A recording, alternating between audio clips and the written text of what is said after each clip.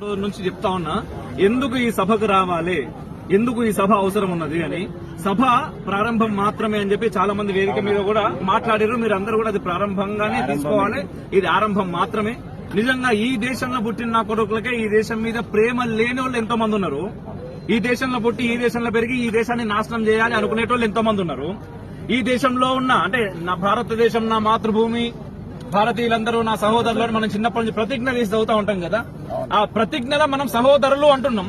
మరి అలాంటి సహోదరులు మానవ బాంబులు అయిపోయి పెద్ద పెద్ద ఉద్యోగస్తులై, డాక్టర్లై, ఇంజనీర్లై మానవ బాంబులుగా తయారై మన మధ్యలోకి వచ్చి మనల్ని చంపే ప్రయత్నం చేస్తా ఉన్నారు.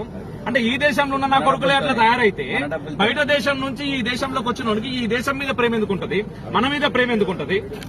మరి వాడిని ఈ దేశంలో మనం ఎందుకు ఉండరిస్తున్నాం? అధికారికంగా ప్రభుత్వం రిజిస్టర్లలో వాళ్ళ పేరు నమోదు చేస్తా ఉన్నది, వాళ్ళకి చట్టాలు ఇస్తా ఉన్నది. వాళ్ళందరూ ఈ రోజు ఏమున్నది, చాలా మంది ఓట్లు కూడా వేస్తున్నారు. చివరికి ఓటు బ్యాంక్ రాజకీయాలు చేస్తా ఉన్నారు ప్రభుత్వాలు. వీళ్ళందరూ ఓట్లుగా మారిపోతా ఉన్నారు. మరి ఒక్కసారి వారు ఓటుగా మారిన తర్వాత వీడు నా దేశం కాదు అని మనం ఏ సాక్ష్యం చూపిస్తాం? మనకి ఈ దేశం మీద ఏ రకంగా ప్రేమ ఉంటుంది? వాడిని తరిమి కొట్టాల్సినటువంటి అవసరం ఏంది అనేది ఇప్పుడు మీరు ఆలోచించాలి. నిజం చెప్తున్నా, ఈ రోజు నా ఇంటికి రాలేదు కదా, నా ఇల్లు ప్రశాంతంగా ఉన్నదని మనం ఎవ్వరం అనుకున్నా కూడా అది తప్పే, 100%. ఒక్కసారి నీ ఇంటికి కాదు, నీ ఇంటి పక్కకు వచ్చిర్రు ఆల్రెడీ. ఇప్పుడు మన పక్క రాష్ట్రాలన్నీ కూడా నిండిపోయి, భాగ్యనగర్ అంటే ఏంటిది? భారతదేశానికి డిఫెన్స్ స్పెషల్ ఇది. ఇట్లాంటి భాగ్యనగర్ లో కొన్ని లక్షల మంది రోహింగ్యాలు వచ్చిర్రు అంటే వీళ్ళు మీ ఇంటికి రాకుండా ఉంటారని మీరు అనుకుంటున్నారా? నిజంగానే మీ ఇంటికి వచ్చిన తర్వాత మిమ్మల్ని ప్రశాంతంగా అయ్యా మీ పని మీరు చేసుకోవాలి, మేము పక్కకే ఉంటామంటారా వాళ్ళు?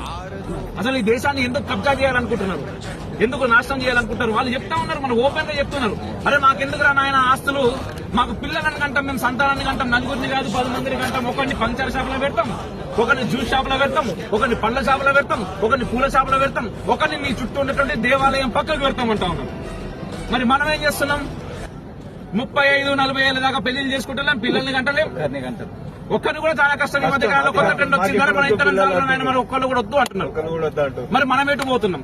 వాడేం మాట్లాడుతున్నాడు? అరే మీరు సంపాదిస్తున్నారు కదా, మీరు సంపాదించారు, రేపటి నాడు మా పిల్లలు మీ దగ్గరకు వస్తారు, మీ వాళ్ళని చేసుకుంటారు, చేసుకున్న తర్వాత ఇంకేమున్నది, మీ సంపాదన అంతా మాదే కదా అంటున్నారు. ఈ రోజు ఆలోచించాలి, ప్రతి సామాన్యుడు కూడా ఆలోచించాల్సినటువంటి సమయం ఇది.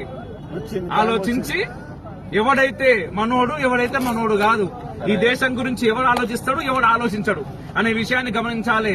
దేశం బాగుంటేనే రేపటి నాడు నువ్వు నీ పిల్లలు బాగుంటారు, నువ్వు సంపాదించిన ఆస్తి పాస్తులు మొత్తం నీ పిల్లలు అనుభవిస్తారు. లేకపోతే వాడు బతుకుడు కూడా కష్టమే అవుతుంది. భారత్ మాతా కీ